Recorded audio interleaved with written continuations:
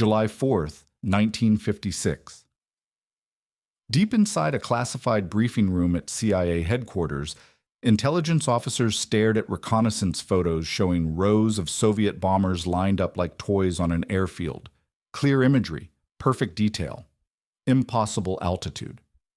Major Hervey Stockman had just returned from flying 70,000 feet above the heart of the Soviet Union, higher than any aircraft had ever sustained operational flight. Soviet MiG fighters below him looked like insects, climbing desperately but falling short by 15,000 feet. Their surface-to-air missiles couldn't even lock onto a target at that altitude. The Kremlin's air defense doctrine was simple. Nothing flies above 60,000 feet without being shot down. American pilots called it the coffin corner, that thin slice of atmosphere where wings barely grip the air and engines gasp for oxygen.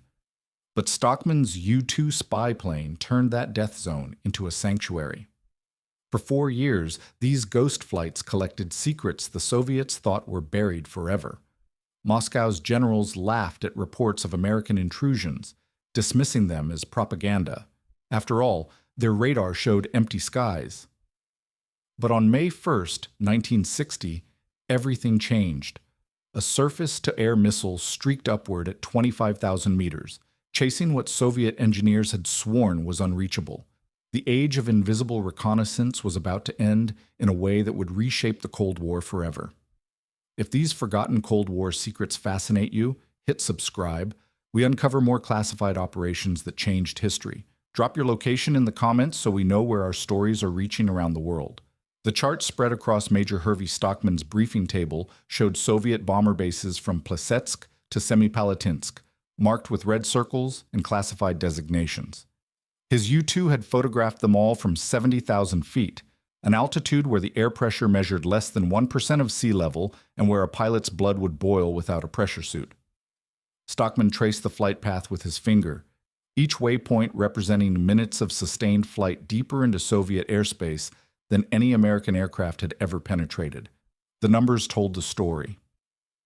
Service ceiling for the Soviet MiG-15 Interceptor, 51,000 feet on a good day.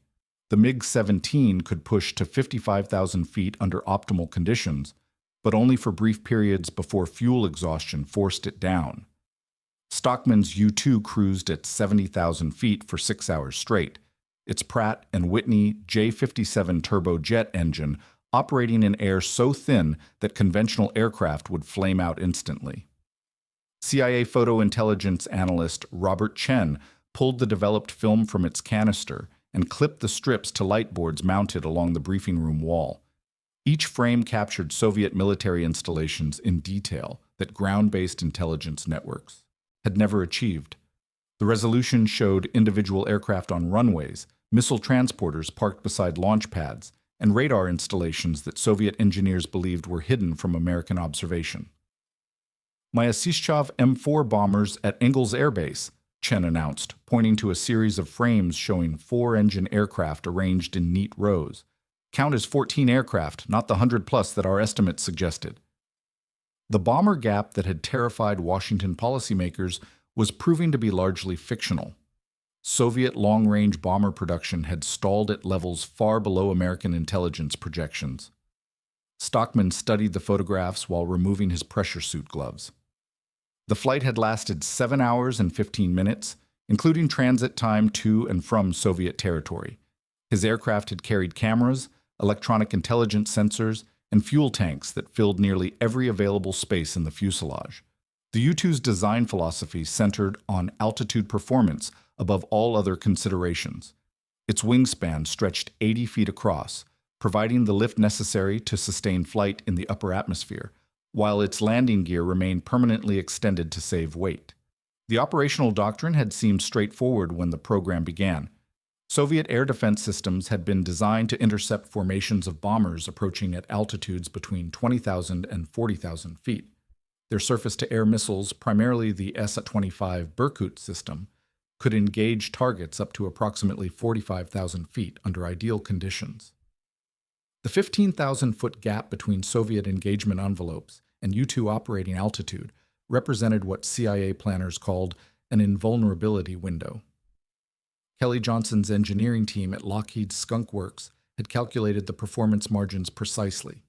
The U-2's aspect ratio of 23:1 provided maximum lift efficiency in thin air, while its single turbojet engine had been modified specifically for high-altitude operation. The aircraft's stall speed at 70,000 feet was only 10 knots below its maximum speed at that altitude, creating what pilots called the coffin corner, where any deviation from precise airspeed control could result in either a stall or structural failure. Soviet radar operators had detected the U-2 flights, but their equipment could not provide accurate tracking data at such extreme altitudes. Radio intercepts indicated confusion among Soviet air defense controllers, with reports of unidentified contacts appearing and disappearing on their screens. MiG interceptors had been scrambled on multiple occasions, but their pilots found themselves climbing toward targets they could never reach. Chen arranged additional photograph sequences showing Soviet missile test ranges near Tyuratam. The images revealed launch complexes under construction and what appeared to be intermediate range ballistic missiles on transport vehicles.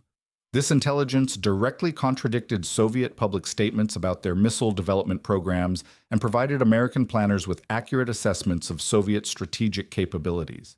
The technical success of the overflights had exceeded all projections, but Stockman noticed troubling details in the most recent reconnaissance photographs. Soviet radar installations were being upgraded with new antenna configurations, and surface-to-air missile sites were under construction at locations that suggested improved altitude capabilities.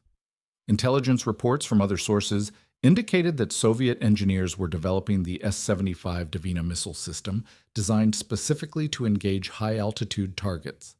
Stockman's mission reports documented the gradual evolution of Soviet air defense responses. Early flights had encountered no opposition beyond ineffective interceptor attempts. Recent missions showed more sophisticated radar tracking and what appeared to be test firings of new missile systems. The altitude advantage that had made U-2 operations possible was not permanent. The photographs revealed another concerning development. Soviet engineers were positioning their new missile batteries along known U-2 flight corridors, indicating that they had analyzed American reconnaissance patterns and were preparing countermeasures. The invulnerability window was closing as Soviet technology advanced to match American capabilities. Chen secured the classified photographs in steel containers marked with security classifications that would keep them hidden for decades. The intelligence gathered from these flights would reshape American understanding of Soviet military capabilities and influence strategic planning throughout the Cold War. But the technical race between reconnaissance aircraft and air defense systems was accelerating, and the next phase would determine which side could maintain the advantage in the skies above the Iron Curtain. The Pentagon briefing room filled with senior officials as CIA analysts presented reconnaissance data that contradicted every intelligence estimate produced since 1953. Air Force General Curtis LeMay studied photographs showing Ingalls Air Base with 14 Myasishchev M4 bombers instead of the projected 60 aircraft. Similar discrepancies appeared at every Soviet strategic bomber facility photographed by U-2 missions. Defense Secretary Charles Wilson examined frame after frame of Soviet airfields, each one revealing far fewer long-range bombers than American intelligence had calculated. The bomber gap that had driven massive increases in defense spending was proving to be based on faulty assumptions and limited ground intelligence. Soviet production of intercontinental bombers had stalled at levels that posed minimal threat to American strategic superiority. Robert Chen organized the intelligence data into comprehensive assessments that would reshape American military planning. The U-2 photographs showed that Soviet bomber production facilities at Kazan and Voronezh were operating at reduced capacity, with assembly lines that had been converted to other aircraft types.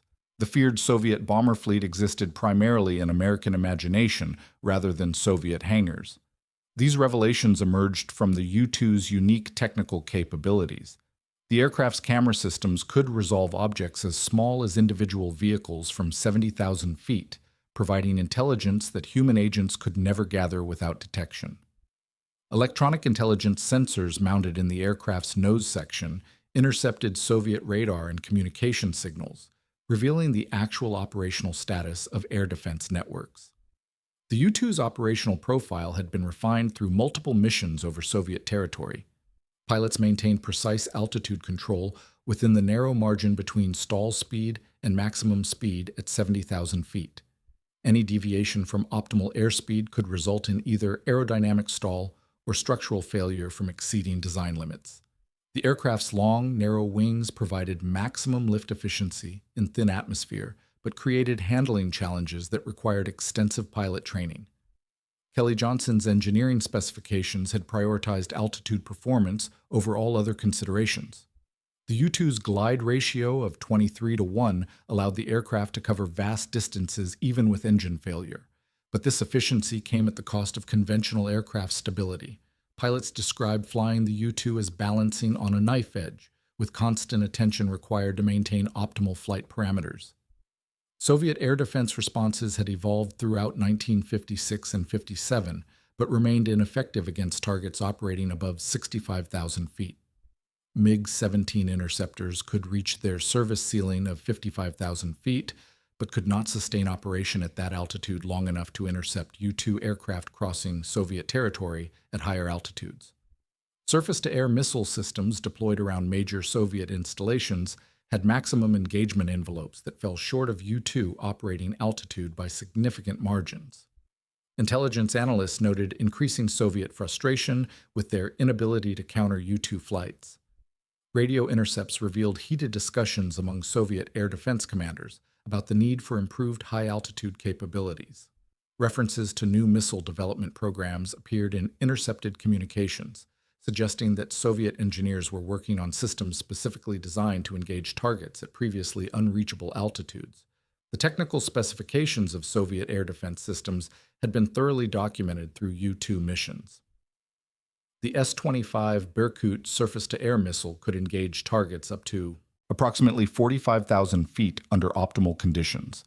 The system's radar guidance had difficulty tracking targets at extreme range and altitude, particularly when those targets maintained steady course and speed profiles that minimized radar cross-section. Stockman reviewed mission reports from other U-2 pilots who had flown similar reconnaissance flights over different sectors of Soviet territory. Each flight had collected photographic and electronic intelligence that filled gaps in American knowledge of Soviet military capabilities. The cumulative intelligence gathered from these missions provided the first comprehensive assessment of actual Soviet strategic forces rather than estimated capabilities based on limited information. The intelligence bonanza came with growing risks as Soviet countermeasures developed.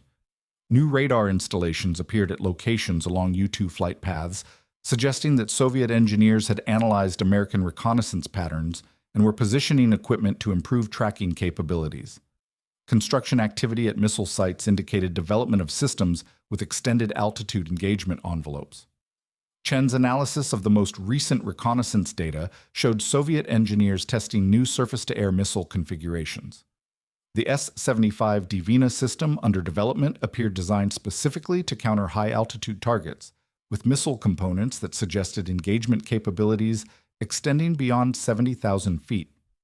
Test firings had been observed at ranges that indicated Soviet determination to close the altitude gap that had made U-2 operations possible.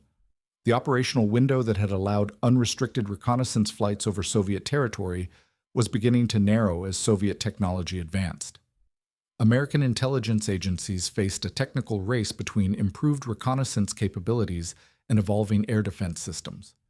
The next generation of Soviet missiles would determine whether the U-2 could continue operating in the sanctuary of extreme altitude. Soviet engineers had received direct orders to develop countermeasures for high-altitude intrusions, with resources allocated for accelerated development of advanced surface-to-air missile systems. The technical challenge involved creating guidance systems that could function effectively at altitudes where atmospheric density approached vacuum conditions. Success would restore Soviet control over their airspace and end the intelligence advantage that U-2 flights had provided to American strategic planners. The final frames of the latest reconnaissance mission showed construction activity at a new missile site near Sverdlovsk, with launch positions oriented toward known U-2 approach corridors. The age of invulnerable high-altitude reconnaissance was approaching its end, as Soviet determination to defend their airspace met the engineering capabilities necessary to reach previously unreachable targets. U-2 missions expanded across Soviet territory as American intelligence agencies exploited their altitude advantage throughout 1957 and 58. Stockman flew reconnaissance routes that penetrated deeper into the Soviet Union than any previous intelligence operations, photographing missile test facilities at Tyuratam and naval installations on the Kola Peninsula. Each flight lasted between 6 and 8 hours, with aircraft carrying fuel loads that filled nearly 70% of the fuselage volume. The aircraft's camera bay housed specialized equipment designed specifically for high-altitude reconnaissance. The primary camera system used a 36-inch focal-length lens that could resolve ground objects measuring 18 inches across from an altitude of 70,000 feet. Film magazines contained enough material to photograph targets along flight paths extending over 3,000 miles, providing comprehensive coverage of Soviet military installations that had never been observed by Western intelligence. Electronic intelligence sensors mounted in the U-2's nose section intercepted Soviet radar and communication signals throughout each mission. These sensors identified the operating frequencies and technical characteristics of Soviet air defense networks, revealing gaps in coverage that could be exploited by future reconnaissance flights. The intelligence gathered from these systems provided American planners with detailed knowledge of Soviet defensive capabilities and limitations. Mission planning required precise coordination between CIA operations officers, Air Force meteorologists, and Lockheed technical specialists. Flight paths were calculated to maximize photographic coverage while minimizing exposure to known Soviet radar installations. Pilots received briefings on target priorities, weather conditions, and emergency procedures for potential aircraft malfunctions at extreme altitude. The U-2's operational envelope demanded exceptional pilot skill and physical endurance. At 70,000 feet, atmospheric pressure measured less than 1% of sea level values, requiring pilots to wear full pressure suits throughout each mission. The aircraft's narrow performance margin between stall speed and maximum speed left no room for pilot error or equipment malfunction. Soviet responses to U-2 overflights had evolved from initial confusion to systematic attempts at interception. MiG-19 fighters had been deployed at bases along suspected U-2 flight corridors, but their service ceiling of 57,000 feet remained insufficient to reach targets operating at operational altitude. Surface-to-air missile batteries had been repositioned at locations that suggested Soviet engineers were attempting to create overlapping engagement zones. Intelligence analysts noticed significant changes in Soviet air defense posture during late 1958. New radar installations appeared at previously undefended locations, with antenna configurations that indicated improved high-altitude tracking capabilities. Construction activity at missile sites showed evidence of system upgrades designed to extend engagement envelopes beyond previous limitations. The technical specifications of emerging Soviet missile systems became visible through U-2 reconnaissance photography. The S-75 Divina surface-to-air missile system, under development at test ranges near Sary-Shagan, showed components that suggested engagement capabilities extending to altitudes above 70,000 feet. Missile dimensions and booster configurations indicated significant improvements over existing Soviet air defense systems. Robert Chen's analysis of the latest intelligence data revealed Soviet determination to counter high-altitude reconnaissance operations. Test firings of new missile systems had been observed at ranges that indicated successful engagement of targets at previously unreachable altitudes. Soviet engineers had solved the technical challenges of guidance system operation in near-vacuum atmospheric conditions. The Se-75 system employed a two-stage missile design with a large booster section that provided initial acceleration and a smaller second stage that carried the warhead to target altitude. The system's fan-song radar could track targets at ranges exceeding 40 miles and altitudes approaching 80,000 feet under optimal conditions. Command guidance links allowed ground controllers to direct missiles toward targets throughout the engagement envelope. U-2 pilots reported increasing evidence of Soviet tracking attempts during missions over sensitive installations. Radio intercepts revealed Soviet air defense controllers discussing unidentified contacts at extreme altitude, with references to new procedures for engaging high-altitude targets. The invisibility that had protected U-2 operations was diminishing as Soviet radar technology improved.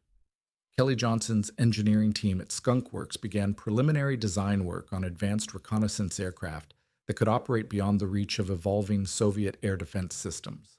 The proposed aircraft would combine extreme altitude capability with high-speed performance, using techniques that would reduce radar detectability and minimize exposure time over defended territory.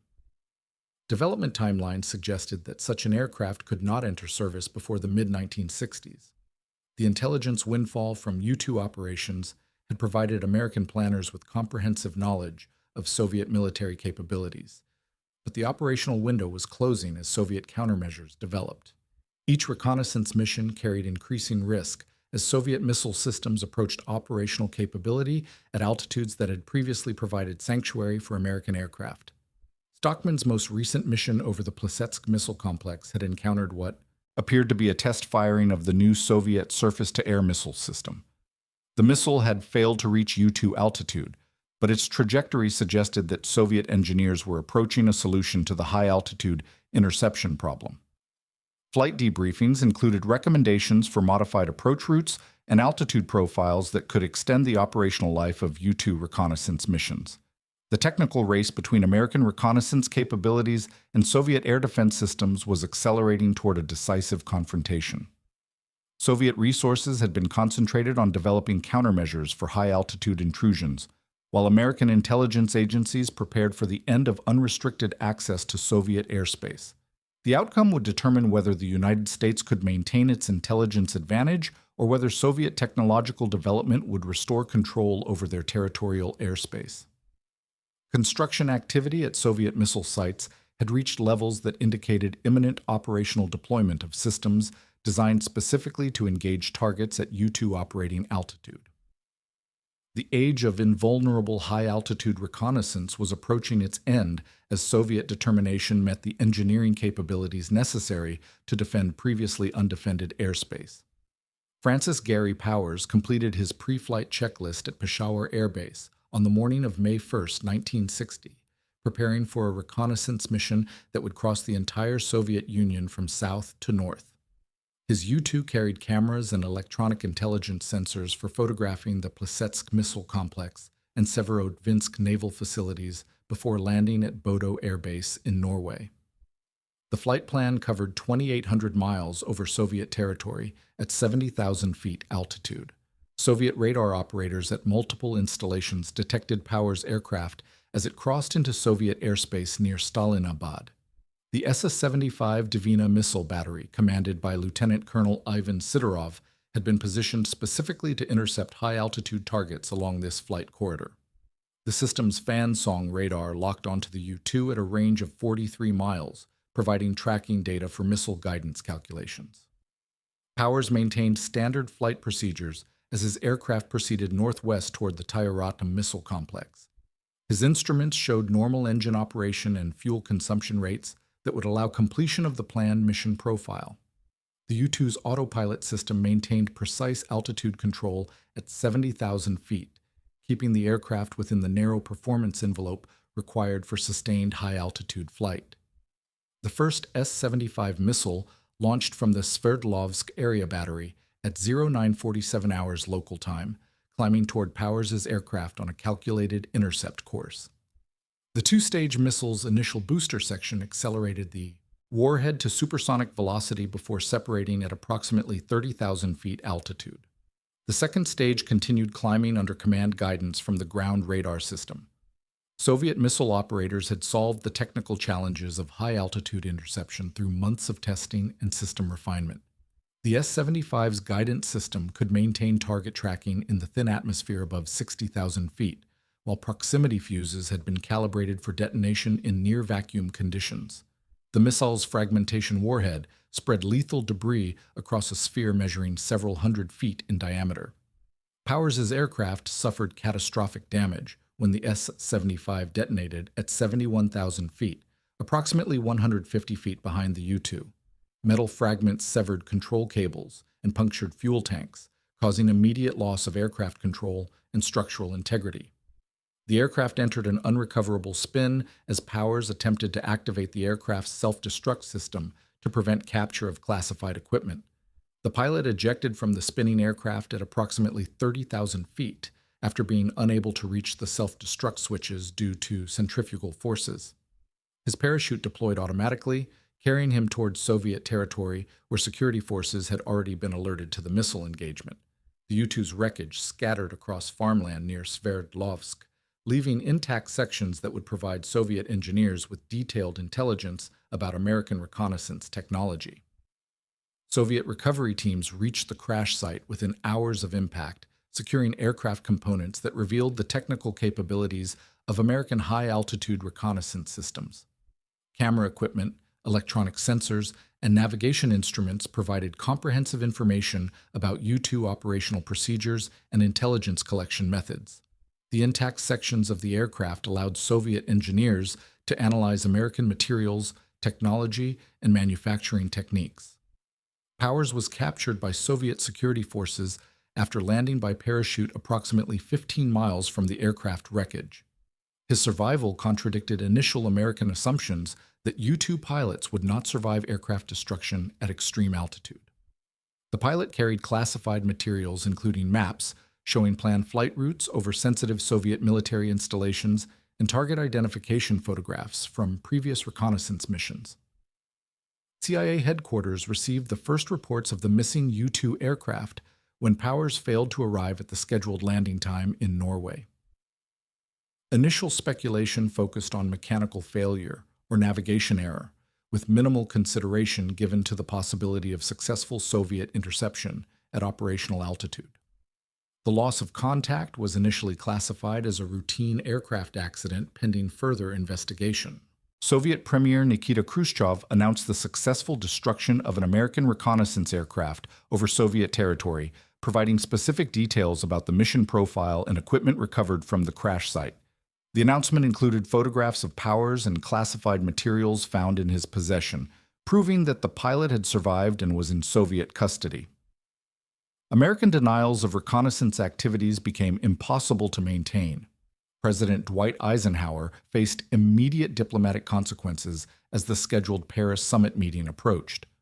Soviet negotiators demanded cancellation of U-2 flights and formal apology for violations of Soviet airspace as preconditions for continued diplomatic engagement. The reconnaissance program that had provided invaluable intelligence for 4 years had created a strategic crisis that threatened broader American-Soviet relations. The technical success of the SS-75 missile system ended the operational advantage that had made U-2 flights possible over defended Soviet territory. Soviet air defense capabilities had evolved to match American reconnaissance technology, restoring Soviet control over their airspace and eliminating the altitude sanctuary that had protected previous missions. The invulnerability window had closed permanently. American intelligence agencies suspended all U-2 operations over Soviet territory following the Powers incident, ending 4 years of unrestricted reconnaissance flights that had provided comprehensive information about Soviet military capabilities. The program's termination left significant intelligence gaps that could not be filled by satellite reconnaissance systems still under development or human intelligence networks, with limited access to strategic installations. Stockman and other U-2 pilots received orders to cease all flights over Soviet airspace, pending review of operational security and Soviet air defense capabilities. The era of high-altitude reconnaissance had ended with the demonstration that Soviet technology could reach previously unreachable targets, fundamentally altering the strategic balance between reconnaissance aircraft and air defense systems throughout the remainder of the Cold War. Kelly Johnson received authorization to accelerate development of the Advanced Reconnaissance Aircraft Project within weeks of the Powers incident. The Lockheed Skunk Works facility in Burbank expanded operations to support design and testing of an aircraft that could operate beyond the reach of any existing or projected Soviet air defense system. The new aircraft would combine extreme altitude capability with sustained supersonic speed to minimize exposure time over defended territory. The Archangel 12 design specifications called for sustained flight at Mach 3.2 at altitudes exceeding 85,000 feet. These performance parameters would place the aircraft beyond the engagement envelope of Soviet surface-to-air missile systems while reducing transit time across defended airspace, to levels that made successful interception nearly impossible. The aircraft's speed would prevent Soviet radar operators from maintaining target tracking long enough to complete missile guidance sequences. Johnson's engineering team faced technical challenges that exceeded any previous aircraft development program. Sustained flight at Mach 3.2 generated skin temperatures exceeding 800 degrees Fahrenheit, requiring materials and construction techniques that had never been used in operational aircraft.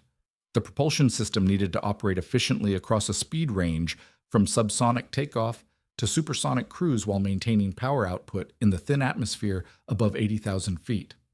Titanium alloy became the primary structural material for the new aircraft, providing strength and heat resistance necessary for sustained high-speed flight.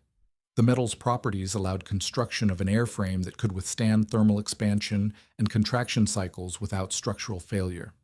Manufacturing techniques developed specifically for titanium fabrication required new tooling and assembly procedures that extended development timelines beyond conventional aircraft programs.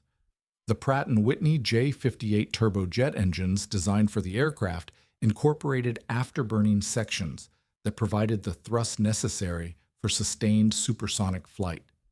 Each engine produced 32,000 pounds of thrust with afterburner operation, giving the twin-engine aircraft sufficient power-to-weight ratio for climbing to operational altitude while carrying reconnaissance equipment and fuel for extended missions. Air intake design presented critical engineering challenges for an aircraft operating across such an extreme speed range.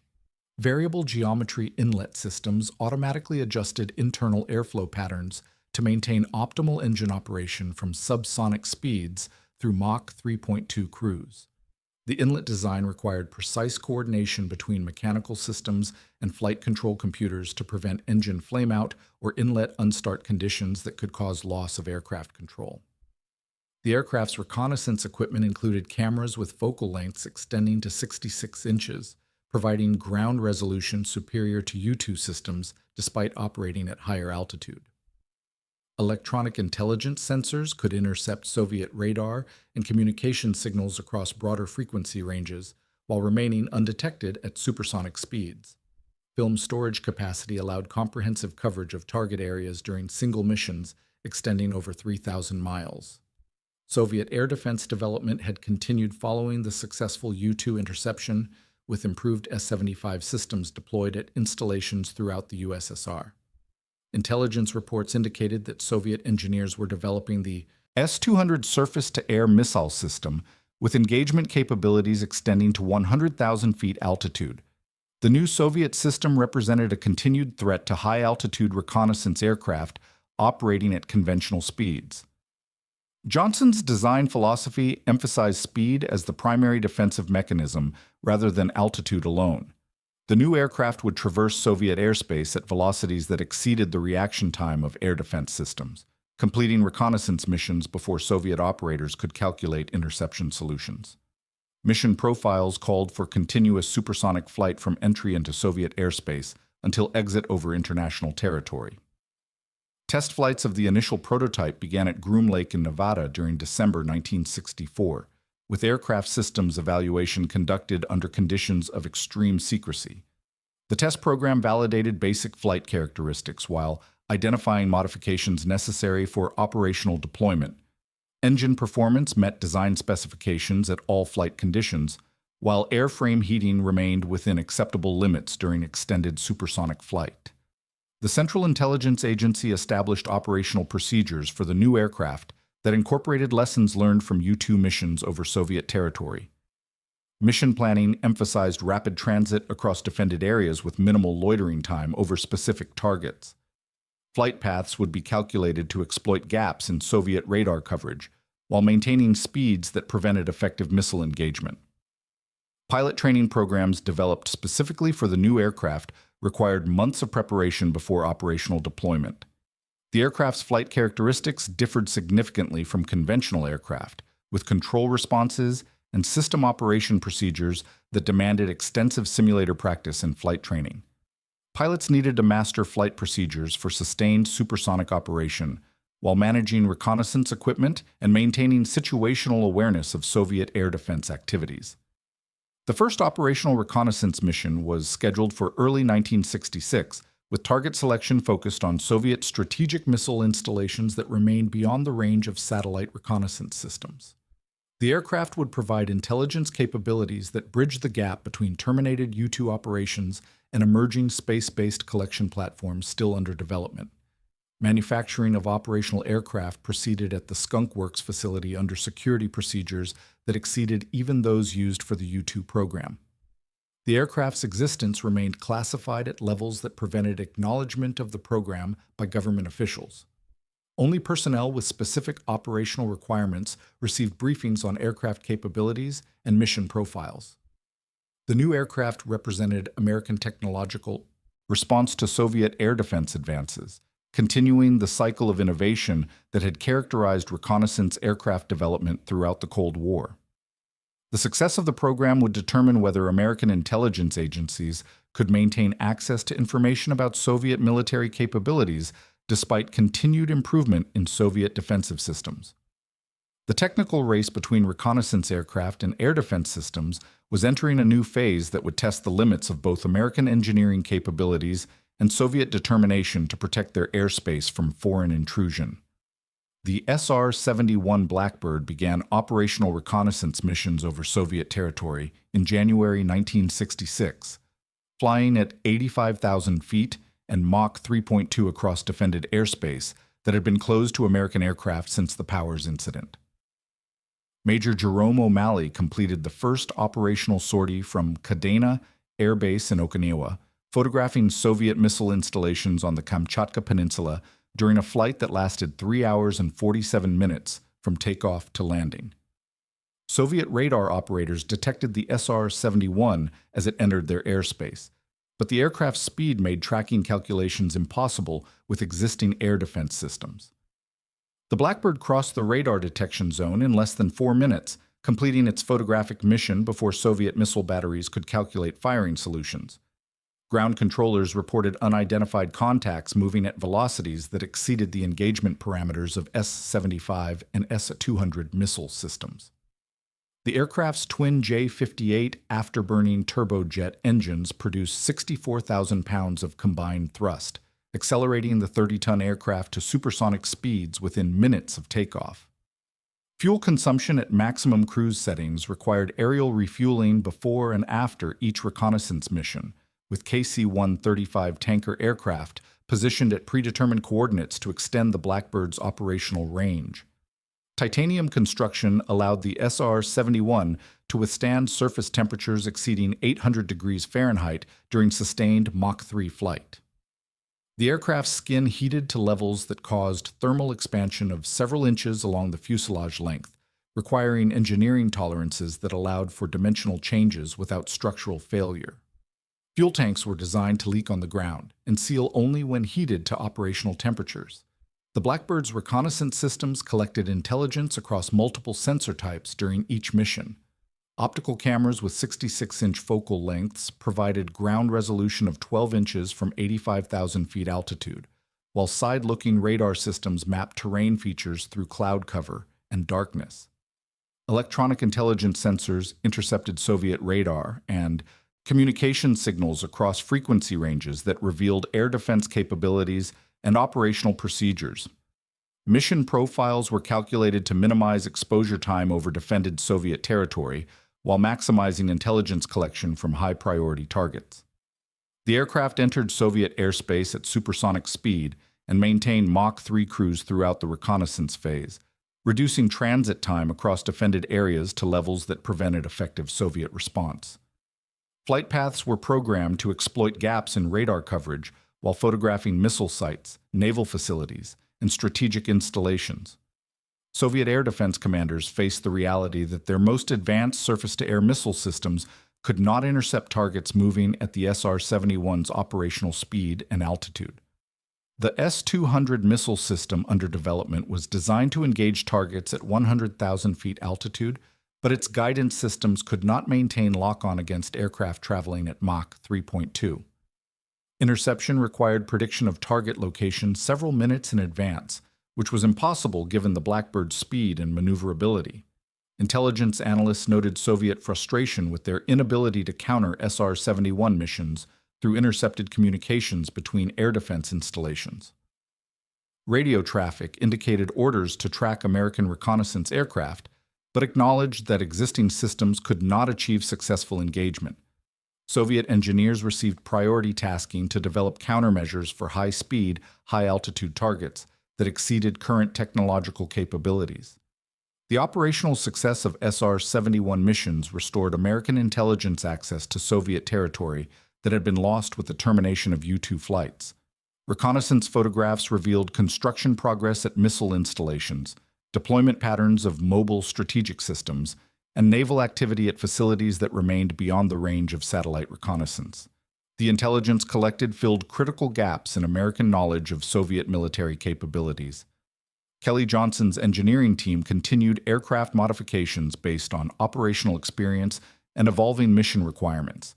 Improved camera systems extended photographic range and resolution, while upgraded electronic sensors provided enhanced signals intelligence collection. Structural modifications addressed thermal stress issues and extended aircraft service life despite the extreme operating environment.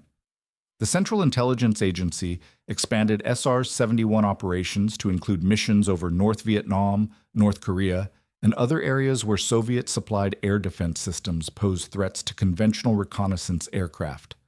The Blackbird's immunity to surface-to-air missile engagement made it the only aircraft capable of penetrating heavily defended airspace without significant loss risk.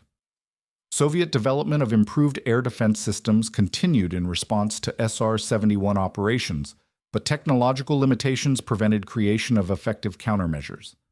The physics of missile guidance and propulsion at extreme altitude and speed created barriers that Soviet engineers could not overcome with available technology.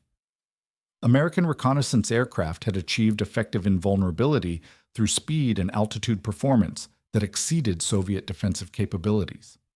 Stockman, now serving as a senior intelligence officer, reviewed mission reports from SR-71 operations that provided comprehensive coverage of Soviet strategic forces. The intelligence collected demonstrated that American technological innovation had successfully restored access to information that Soviet air defenses had briefly denied. The cycle of reconnaissance aircraft development had produced a platform that rendered existing air defense systems obsolete. The strategic implications of SR-71 operations extended beyond intelligence collection to broader Cold War dynamics. Soviet inability to counter American reconnaissance flights demonstrated technological superiority that influenced diplomatic negotiations and military planning. The aircraft's operational success validated the investment in advanced technology development as a means of maintaining strategic advantage.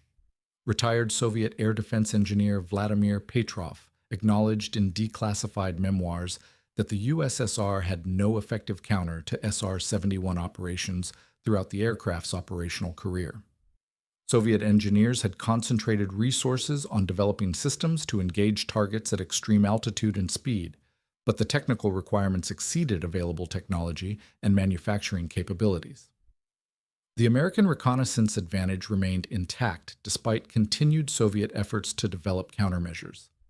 The SR-71 program demonstrated that technological innovation could overcome defensive systems through performance parameters that exceeded engagement capabilities. The aircraft's operational success established principles that would influence reconnaissance aircraft development and air defense system design throughout the remainder of the Cold War period.